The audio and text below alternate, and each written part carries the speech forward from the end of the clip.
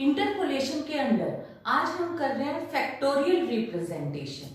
अब जो ये फैक्टोरियल रिप्रेजेंटेशन है ये हम कैसे कर रहे हैं, क्योंकि देखो इंटरपोलेशन में हम कर रहे हैं इक्वल डिस्टेंस में कि टेबल बनाएंगे और उसमें इक्वल डिस्टेंस कंसीडर करेंगे।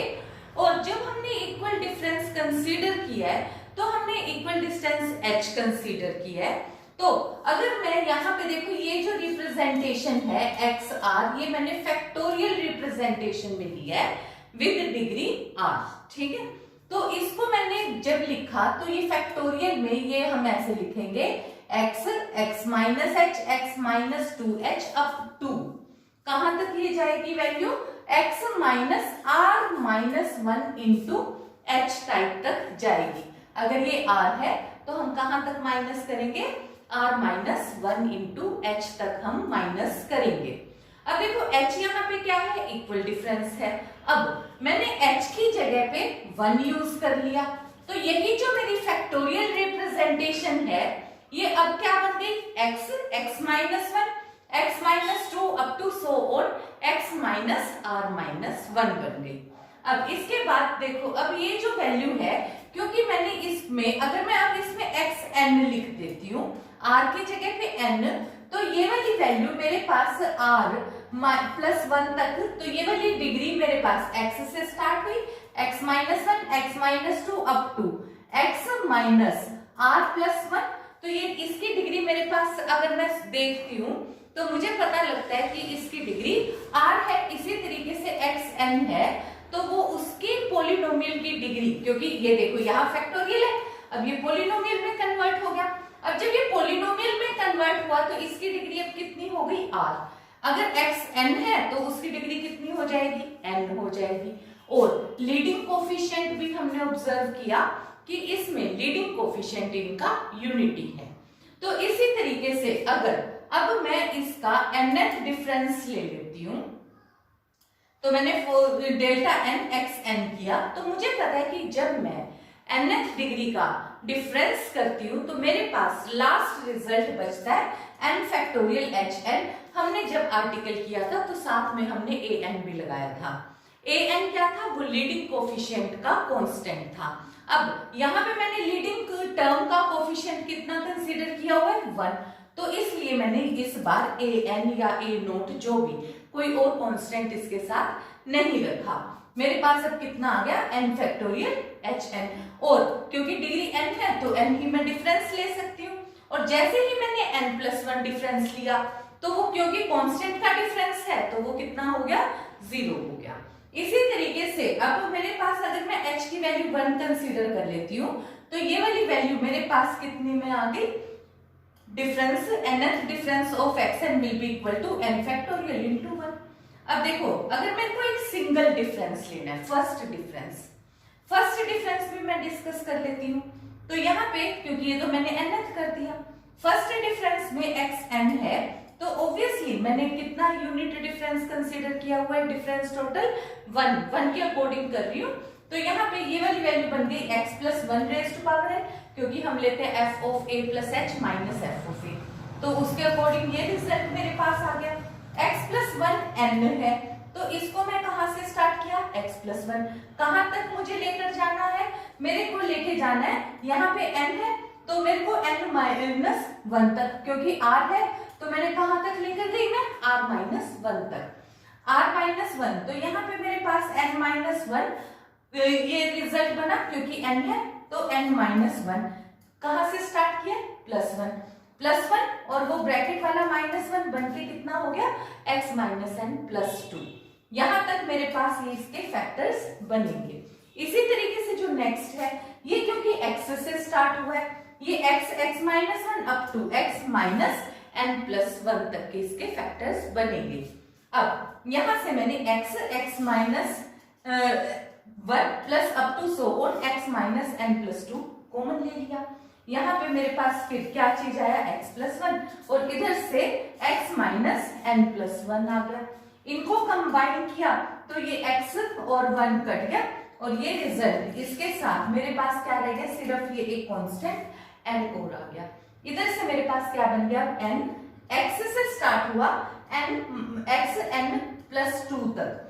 अब यहाँ पे n +2 तक आया, तो इसका मतलब मेरे पास यहाँ पे कितना आ गया, n फैक्टोरियल में मैं रिप्रेजेंट करूंगी तो x n-1 तक आ गया फैक्टोरियल रिप्रेजेंटेशन। तो जब मैंने फर्स्ट फॉरवर्ड डिफरेंस यहाँ पे निकाला फैक्टोरियल का xn में, तो मेरे पास आंसर कितना आया, x n-1। देखो अगर मैं इसको डिफरेंशिएशन करती हूँ तो पावर डाउन x n-1, उस तरीके से मैंने लिख लिया। सिमिलरली अब सेकंड डिफरेंस, ये रिजल्ट हो गया। Similarly I can write any nth term या n+1 भी लिखूंगी तो वो 0 आ जाएगा, पर अब मैं इसका कोई भी डिफरेंशिएशन की तरीके से इजीली लिख सकती हूँ। Now next topic is summation of series. Summation of series में हमने यहाँ पे लिया है u1 + u2 + u3 up to so on n terms. तो यहाँ पे जो ux है वो क्या चीज है, ux is difference of, first difference of function. तो यहाँ पे और जो डिफरेंस का इंटरवल है वो भी हमने h कंसीडर किया है। तो इस हिसाब से यहाँ पे अगर मैं ua लेती हूँ तो वो चीज क्या बन जाती है, first difference fa and that will be equal to f of a plus h minus f of a.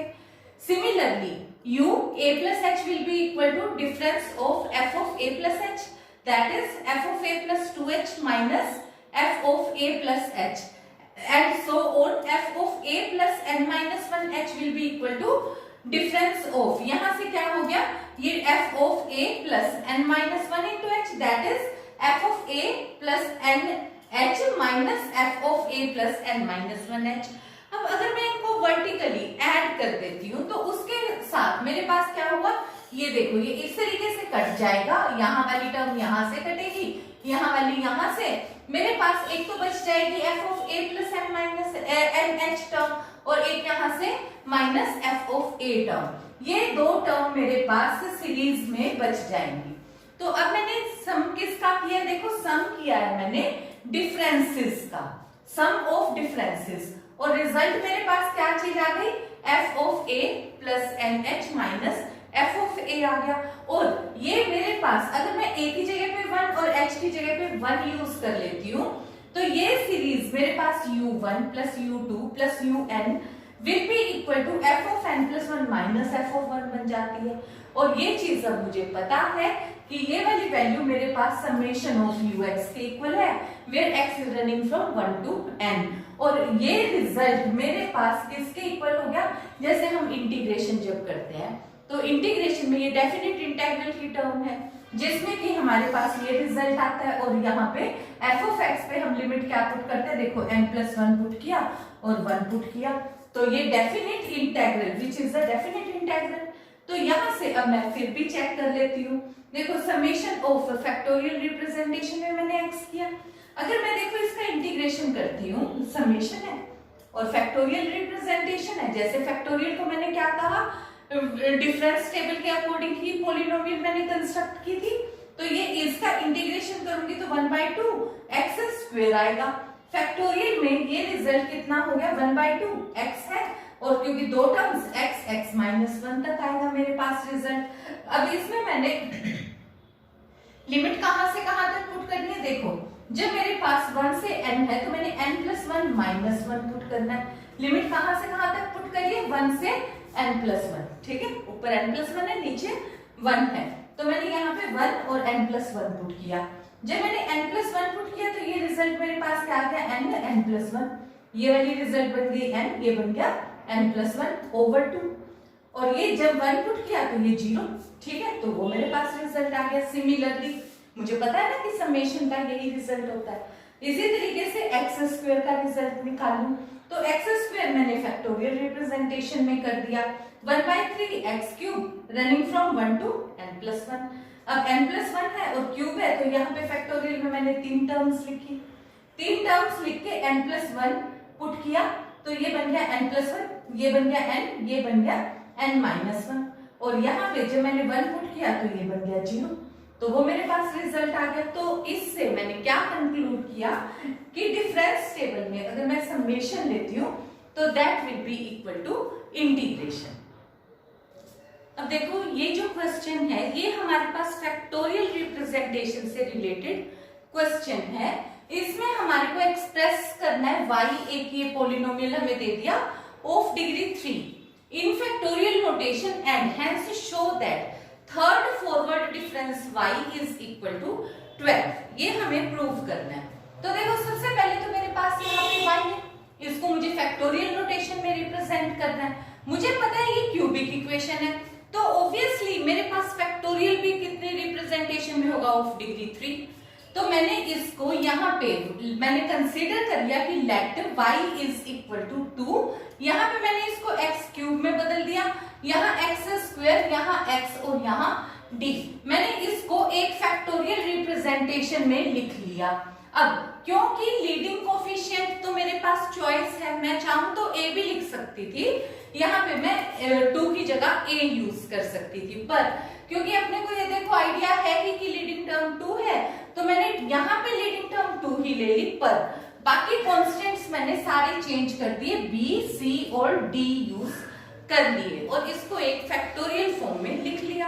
अब फैक्टोरियल फॉर्म में अगर ये x की पावर 3 है फैक्टोरियल में, तो मैं कैसे लिखूंगी, x माइनस 1, x माइनस 2।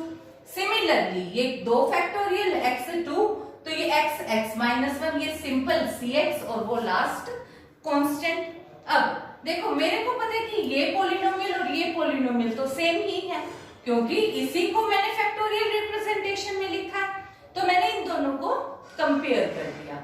जब मैंने कंपेयर किया तो मैं लाइक पावर्स को इक्वेट कर सकती हूँ, या क्योंकि यहाँ पे फैक्टर्स देखो बने हुए हैं, तो मैंने x की जगह पे 0, 1 और 2 पुट करके देखा। जब मैंने x की जगह पे एक बार 0 पुट किया तो सीधा ही d की वैल्यू आ गई -10। सिमिलरली जब मैंने 1 सब्स्टिट्यूट किया तो यहाँ से मेरे पास ये c प्लस d की वैल्यू आ गई, 3 कट गया, d की वैल्यू मुझे पता है -10 है, तो c की वैल्यू क्या हो गई, 2 हो गई। ऐसे ही मैंने यहाँ पे b की भी वैल्यू कैलकुलेट कर दी। अब देखो ये मेरे पास जो b, c और d की वैल्यूज आ गई, वो मैंने इस फंक्शन में सब्स्टिट्यूट कर दी, जिससे कि मेरे पास y की वैल्यू बन गई। तो y की एक ये मेरे पास फैक्टोरियल रिप्रेजेंटेशन में पॉलिनोमियल की शेप कन्वर्ट हो गई। अब इसके बाद मुझे निकालना है थर्ड डिफरेंस। थर्ड डिफरेंस के लिए मैंने यहाँ पे थर्ड डिफरेंस y, तो यहाँ पे भी थर्ड डिफरेंस, यहाँ पे भी थर्ड, यहाँ थर्ड, यहाँ लगा दिया मैंने, इम्पोज करा। तो मेरे को पता है कि अगर थर्ड डिफरेंस है और 3 ही डिग्री है, तो अब हम ये कर चुके, तो अपने पास क्या आ जाता है, 2 ये रहा, और यहाँ पे रिप्रेजेंटेशन कितना आएगा, 3 फैक्टोरियल। अब देखो यहाँ पे है डिग्री 2 और डिफरेंस कितना है, 3, तो कितना आएगा, 0। यहाँ डिग्री 3 मतलब डिफरेंस 3, डिग्री 1 कितना आएगा, 0। यहाँ पे भी कांस्टेंट टर्म और इसका थर्ड डिफरेंस, आंसर आएगा 0।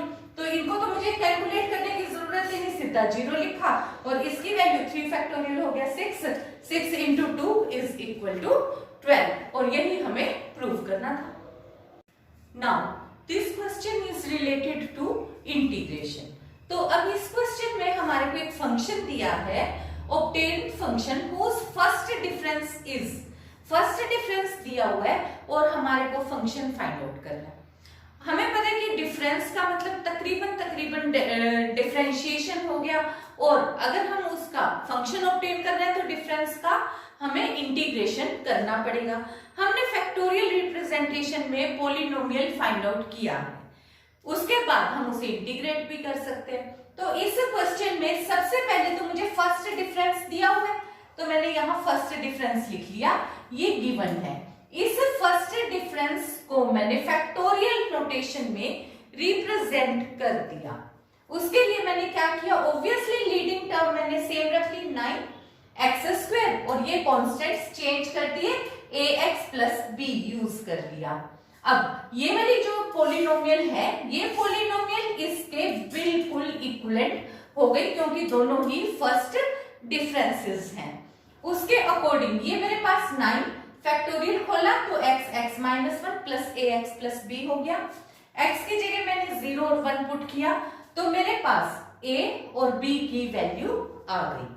a और b की वैल्यू मैंने यहाँ सब्स्टिट्यूट कर दी, तो ये मेरे पास जो फर्स्ट डिफरेंस फंक्शन है वो बन गया 9x² प्लस 20x प्लस 5। ठीक है, अब मैंने इसको इंटीग्रेट किया, इंटीग्रेट करने से ये डिफरेंस खत्म हो गया, ये किसके इक्वल बन गया, fx। इसको इंटीग्रेट करूंगी तो x³ over 3 x² over 2 plus 5x plus 3। फिर मैंने फैक्टोरियल खोल दिया, 3 ये कट गया, 3 क्यूब है तो x minus 1 x minus 2, square है x माइनस 1। इसको मैंने फिर से सॉल्व किया तो ये मेरे पास रिजल्ट आ गया। और साथ ही क्योंकि जब हम इंटीग्रेशन करते हैं तो एक कांस्टेंट ऑफ इंटीग्रेशन हम ऐड कर देते हैं, तो वो मैंने c ऐड कर दिया। So that is all for this lecture.